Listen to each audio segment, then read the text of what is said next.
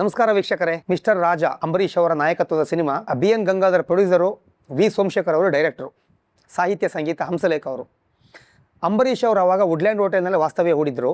ಹಾಗಾಗಿ V ಸೋಮಶೇಖರ್ ಅವರು ಹಂಸಲೇಖ ಅವ್ರನ್ನ ಕರ್ಕೊಂಡು ವುಡ್ಲ್ಯಾಂಡ್ ಹೋಟ್ಲಿಗೆ ಹೋಗಿ ಅಲ್ಲಿ ಒಂದು ರೂಮ್ ಮಾಡಿ ವ್ಯವಸ್ಥೆ ಮಾಡಿಕೊಡ್ತಾರೆ. ಅಂಬರೀಷ್ ಅವರು ಕಂಪೋಸಿಂಗಲ್ಲಿ ಇರಲ್ಲ, ಅವ್ರು ಶೂಟಿಂಗಲ್ಲಿ ಬ್ಯುಸಿ ಇರ್ತಾರೆ. ಹಂಸಲೇಖ ಅವರು ಅಲ್ಲೇ ಕಂಪೋಸ್ ಮಾಡ್ತಾರೆ. ಕಂಪೋಸ್ ಮಾಡ್ತಾ ಮಾಡ್ತಾ ಅವರಿಗೆ ಕಥೆ ಎಲ್ಲ ಗೊತ್ತಿದ್ದರಿಂದ ಒಂದು ಪಾಯಿಂಟ್ ಹೇಳ್ತಾರೆ ಡೈರೆಕ್ಟ್ರಿಗೆ, ನಾವು NS ರಾವ್ ಅವ್ರಿಗೊಂದು ಹಾಡು ಮಾಡಿದ್ರೆ ಹೆಂಗಿರುತ್ತೆ ಅಂತ. ಸಿಚುವೇಶನ್ ಕೇಳಿದ್ರೆ ಓಕೆ ಮಾಡಿ, ಒಂದು ಕಾಮಿಡಿ ಇರ್ತದೆ, ಒಂದು ಜಲಕ್ ಇರುತ್ತೆ, ಒಂದು ಫೋರ್ಸ್ ಇರುತ್ತೆ, ಮಾಡಿ ಅಂತ ಹೇಳ್ತಾರೆ. ಆಗ ಹಂಸಲೇಖ ಅವರು 10 ನಿಮಿಷಕ್ಕೆ ಬರೆಯೋ ಹಾಡು ಮೊದಲು ಬರೀತಾರೆ, ಕಂಪೋಸ್ ಆಗಲ್ಲ, ಮೊದಲು ಬರೆಯೋದಿದು. ಅರೆ ದಮ್ಮರೆ ದಮ್ಮಮ್ಮ ಹೇ ಡಿಸ್ಕೋ ರುಕ್ಕಮ್ಮ ಅಂತ ಬಾಯಲ್ಲಿ ಅವ್ರು ಗುನ್ಕೊಂಡೇ ಬರೆದು ಬಿಡ್ತಾರೆ. ಇದು ಮನೋಹರ್ ಸರ್ ಅಲ್ಲೇ ಇದ್ದರು. ಹಾಗಾಗಿ ಇದ್ರ ಮಾಹಿತಿ ಅವ್ರು ಹೇಳಿದಾಗ ನನಗೆ ರೋಮಾಂಚನ ಆಗೋಯ್ತು. ಎಷ್ಟು ಚೆನ್ನಾಗಿ ಬರೆದಿಯಾರಂದರೆ, ಜೀವನವೆಂದರೇನು ಬರೀ 7 ದಿನಗಳ ವಾರ, ಯೌವನವೆಂದರೇನು ಅದರಲ್ಲಿ ಭಾನುವಾರ ಅಂತ ಬರೆದು ಅಲ್ಲಿ ಓಕೆ ಆಗುತ್ತೆ. ಆಮೇಲೆ ಕಂಪೋಸ್ ಮಾಡ್ತಾರೆ, ಎಲ್ಲ ರೆಡಿ ಆಗುತ್ತೆ. ಒಳ್ಳೊಳ್ಳೆ ಹಾಡುಗಳು ಇದರಲ್ಲಿ ಮಾಡಿದ್ದಾರೆ ಹಂಸಲೇಖ ಅವರು. ರೆಕಾರ್ಡಿಂಗ್ ಆಗೋದು ಚಾಮುಂಡೇಶ್ವರಿಲಿ. V ಸೋಮಶೇಖರ್ ಅವರು ಜಾಸ್ತಿ ಆಯ್ಕೆ ಮಾಡ್ಕೋದಿರೋಂಥ ಸ್ಟುಡಿಯೋ ಚಾಮುಂಡೇಶ್ವರಿ. ಅವ್ರಿಗೆಲ್ಲೇ ಕಂಫರ್ಟೇಬಲು, ಎಲ್ಲ ರೆಕಾರ್ಡಿಂಗ್ ಎಲ್ಲ ಆಗುತ್ತೆ. ವಾಣಿ ಜಯರಾಮ್ ಅವರು, SPB ಅವರು, ಮಂಜುಳಾ ಗುರುರಾಜ್ ಅವರು, ಇನ್ನೊಬ್ಬರು ಮುಖ್ಯ ಸಿಂಗರ್ ಒಬ್ಬರು ಅದರಲ್ಲಿ ಆಡಿದ್ದಾರೆ. ಅದ್ರ ಬಗ್ಗೆ ಅವ್ರಾಗ ಹೇಳ್ತೀನಿ ಆಮೇಲೆ. ಆಗ ಒಂದು ಪದ್ಧತಿ ಇತ್ತು, ಹೀರೋನ ಕರೆದು ಹಾಡುಗಳನ್ನ ಕೇಳಿಸೋದು.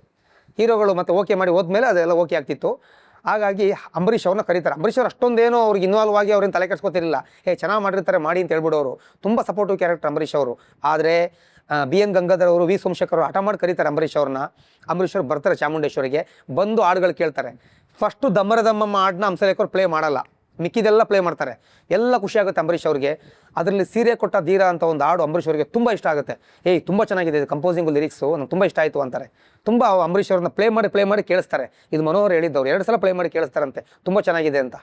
ನೋಡಿ, ಅಂಬರೀಷ್ ಅವ್ರು ಕೂತ್ಕೊಂಡ್ರೆ ಪೇಷನ್ಸು, ಎದ್ದೋಗ್ಬಿಡೋರು ಕೂತ್ಕೊಂಡ್ರೆ ಪೇಷನ್ಸು, ತುಂಬ ಇಷ್ಟಪಟ್ಟರೆ ಕೂತ್ಕೊಂಡು ಕೇಳೋರವರು. ಆ ರೀತಿ ತುಂಬ ಇಷ್ಟಪಟ್ಟು 2 ಸಲ ಕೇಳ್ತಾರೆ.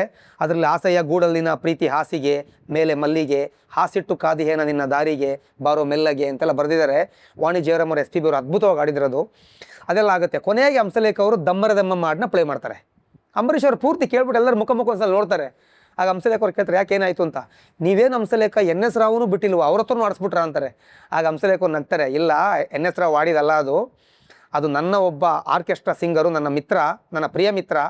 ಅವನು NS ರಾವ್ ಧ್ವನಿನೇ ಅವನ ಹತ್ರನೂ ಇದೆ, ಅಂಥ ಒಳ್ಳೆ ಗಾಯಕ ಅವನು, ಜಯಪಾಲ್ ಅಂತ, ಅವನು ಆಡಿದ್ದು ಅಂತೇಳಿ ಕರೆಸ್ತಾರೆ ಜಯಪಾಲ್ ಅವ್ರನ್ನ. ಆಗಲೇ ಹೇಳ್ತೀನಿ ಅಂತ ಹೇಳಿದೆ ಅಲ್ಲ, ಯಾರು ಆಡಿದ್ರು ಇದು, ಇವರೇ ಜಯಪಾಲ್ ಅವರು. ಅವ್ರು ಹಂಸಲೇಖ ಅವರ ಪ್ರಿಯ ಮಿತ್ರ, ಅವ್ರು ಆರ್ಕೆಸ್ಟ್ರಾದಲ್ಲಿ ಆಡ್ತಿದ್ದವರು ಅವರು. ಹಂಸಲೇಖ ಅವರು ತುಂಬ ಆತ್ಮೀಯರವರು. ಆಗ ಅಂಬರೀಷ್ ಅವರು ಅಪ್ರಿಷಿಯೇಟ್ ಮಾಡ್ತಾರೆ, ತುಂಬ ಚೆನ್ನಾಗಿ ಆಡಿದ್ಯಪ್ಪ ನೀನು, ಶೂಟಿಂಗಲ್ಲಿ ಬ್ಯುಸಿಯಾಗಿ ಡಬ್ಬಿಂಗ್ ಬಂದಿಲ್ಲ ಅಂದರೆ ನಿನ್ನೆ ಕರೆದು ಡಬ್ಬಿಂಗ್ ಮಾಡಿಸ್ಬಿಡ್ಬೋದು, ಅಷ್ಟು ಚೆನ್ನಾಗಿದೆ ವಾಯ್ಸು, ತುಂಬ ಚೆನ್ನಾಗಿ ಹೊಂದಿದೆ ವಾಯ್ಸು ಅಂತ. ಈ ರೀತಿ ಅದೊಂದು ಜಯಪಾಲ್ ಅವರು ಆಡಿದ್ರು, ತುಂಬ ಚೆನ್ನಾಗಿ ಆಡಿದರು. ಈ ಹಾಡುಗಳ ಬಗ್ಗೆ ನಿಮಗೆ ಹೇಳಬೇಕಿತ್ತು.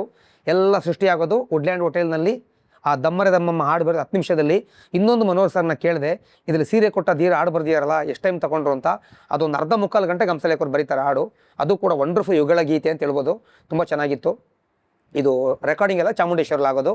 ಹಾಗಾಗಿ ಮಿಸ್ಟರ್ ರಾಜ ಬಗ್ಗೆ ನಿಮಗೆ ಹೇಳಬೇಕಿತ್ತು. ಈಗ ನೀವು ಮಿಸ್ಟರ್ ರಾಜ ಹಾಡುಗಳನ್ನ ಕೇಳಬೇಕು, ಕೇಳಿ ಹೇಗಿದೆ ಅಂತ ಕೇಳಿ ಕಮೆಂಟ್ ಮಾಡಬೇಕು. ಓಕೆನಾ? Thank you.